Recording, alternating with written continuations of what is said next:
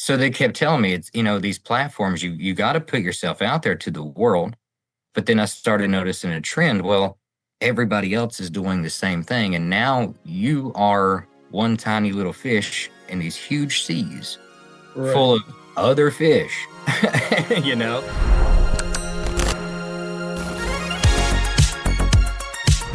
Hello, everyone, and welcome to another exciting episode of CVs or Creators Value. I'm your host, Francis. At Creators Value, we believe in collaboration, growth, and storytelling. Today, we're joined by an incredible guest, James Smith, founder of Midnight City Studios, creator of MCTV, and the visionary architect behind the immersive world of Novastalgia. I'm so excited because his site, the colors, it just brings me back to those 70s, 80s vibe with so much tech and nostalgia there is. So James and his team are building more than just shows and music videos. They're building a universe. Through MCTV, a free streaming platform available on Roku, Google Play, Apple iOS, name it, they're bringing us the synthwave sounds, retro visuals, and independent storytelling in ways that feel both nostalgic and fresh. So let's dive in and learn how this dream came to life. Thank you so much, James, for being with us here today. Well, thank you very much. I appreciate that. We're very excited to know a lot of this because I, as an 80s and a 90s kid, I would love to learn. Bring us back to the beginning. What inspired you to create Midnight City Studios, and how did your passion for the 80s and 90s like shape the vision behind it? Well, Midnight City Studios, it's born out of a deep need, not just to create, but to have others experience what I felt was missing from the modern world, which is just an escape to actual entertainment. Well, what we used to like being a child of the 80s and 90s and growing up, everything was just magical. Flipping through the TV stations and finding something new, to just going down to the video store and seeing the VHS box art. And the Yes. art was enough to drag you in and make you want to go see that. So I wanted to rebuild or build this world where we could take those old ideas and just creation in itself and basically just rewrite things by our own rules. Right. So bringing back those feel of VHS tapes, those huge ones, those cassette tapes. You're basically building the studio and celebrating the entertainment in that era, right? It's well, for now it's a bygone era, but you're bringing it back. What drew you to that particular period? And I see the richness in the site, the colors. You're bringing that energy into this work today. How do you facilitate bringing back the nostalgia into a digital world where the kids right now don't even know what a cassette tape is or a VHS tape, or going renting a VHS tape Well, I just to see mean, a film? exactly. And the thing that draws people back to that era is because the world, I don't know, it's hard to explain. It was more colorful and it was fearless and it was emotionally honest. Everything had Emotionally a on. heart. Everything had heart, even the cheesy stuff. I mean, you could Mm, laugh, you could cry, you could dance, and just dream all in the span of one night of the way TV used to be. When you could mm, go on MTV and just watch music video after music video and dance around your house, and you see all these other people having these great times at the spring break parties, and TV wasn't an escape from reality. And now everything has just become you can't get away from it. You can't just go mm. and find whatever that was that lives. Anytime somebody goes and they rewatch a movie from their childhood that they just fell in love with, there's a sense, I think, in all of us, or at least most of us, that we're homesick for a place that we feel just don't exist anymore. But Yeah. now, with Mm. this, with Novastalgia, with Midnight City Studios, with all of it, people can actually immerse themselves within this world that is going to be ever growing. That's so true. In fact, a lot of the films back then are being recreated. We've got I cried with The Lion King. It's like, but then now they're recreating it. And so there's a lot of movies during the 90s and even the 80s that they're trying to recreate.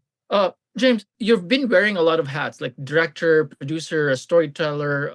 Growing up, have you always thought that building this kind of studio and like a platform like this, have you always imagined yourself doing this? Or was there at a point where in retrospect think that, oh, I think I'm building this because of that childhood of mine, because of this that led to this?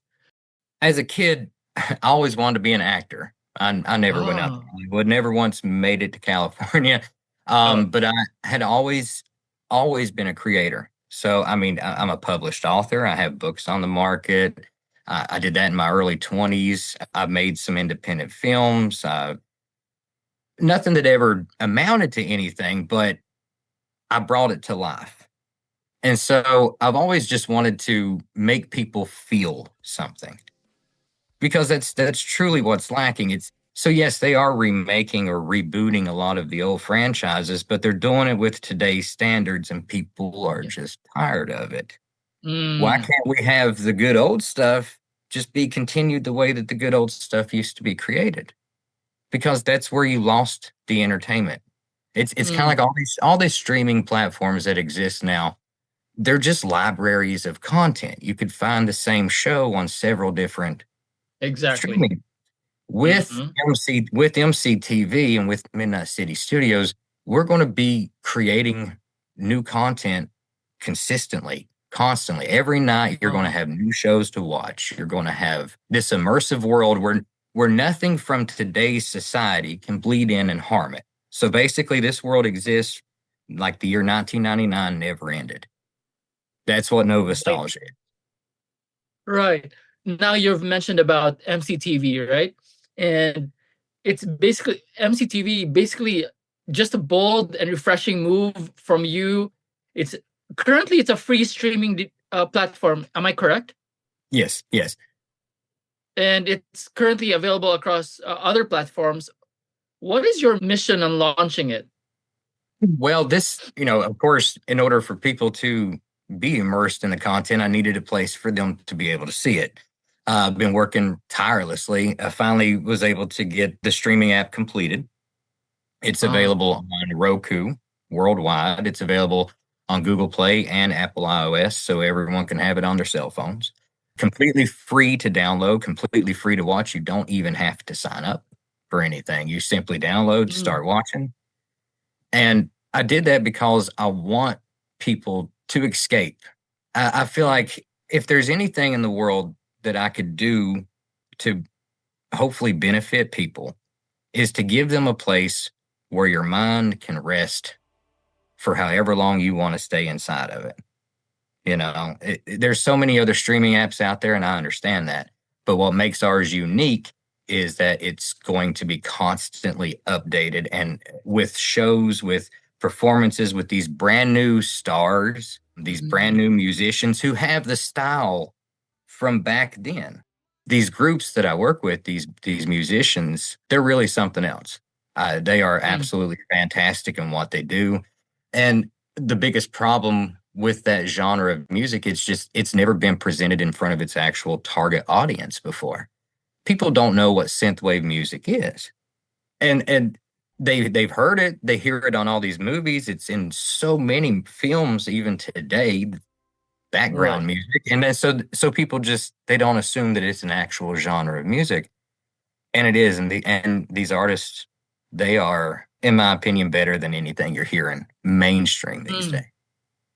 So You've mentioned that you're working with these artists, these musicians, these creators. A huge differentiator within this capitalist and consumerist market is creators being able to retain their full ownership of their work, and that's mm. extremely rare. What is your view on this, and why is it even important to you? Well, it's important to me because I feel like I don't really want to say Hollywood, but Mm-hmm. the entertainment industry as it is, it needs to be flipped. I can flip it. I'm, you Mm, know, me personally, I'm not a greedy person. I'm not going to steal your work. It's not mine. You're the person who put their blood, sweat, and tears into it, and you deserve the credit for it. And if you want amen. to take your baby and go home with it for whatever reason, I have Hmm. no problem with that neither. All the artists currently that do have videos on MCTV, they know that at any given moment, all they have to do is say, hey, I want to try to submit this to Amazon or Mm. Netflix or whoever. And okay, that's perfectly fine because I am all for these independent creators getting the chance that they deserve. James, you're doing such a big, bold move, and you're going against the tide entirely. Almost 99% of all the platforms out there in the market don't do this method. How does the artists that you work with, what are their feedback on this, and how do they feel about it? Getting new audiences or opportunities, how do they think about this? They are absolutely in love with it. All of these musicians, they keep talking about how, and that's before I even started, I wanted to research. I wanted to see what the problems were, why people couldn't get any farther than what they were. And so they kept telling me it's these platforms you got to put yourself out there to the world. But then I started noticing a trend. Well, everybody else is doing the same thing, and now you are one tiny little fish in these huge seas full Right. of other fish. you know, how do you break free from that when you're in competition consistently with things that you don't even know about or money from Mm. mainstream marketing support that you don't have? So I took this niche group of people and I said, well, hey, we just build our own world. Right. There Mm. so many. You can go on YouTube right now and find so many. Stay tuned for the next episode.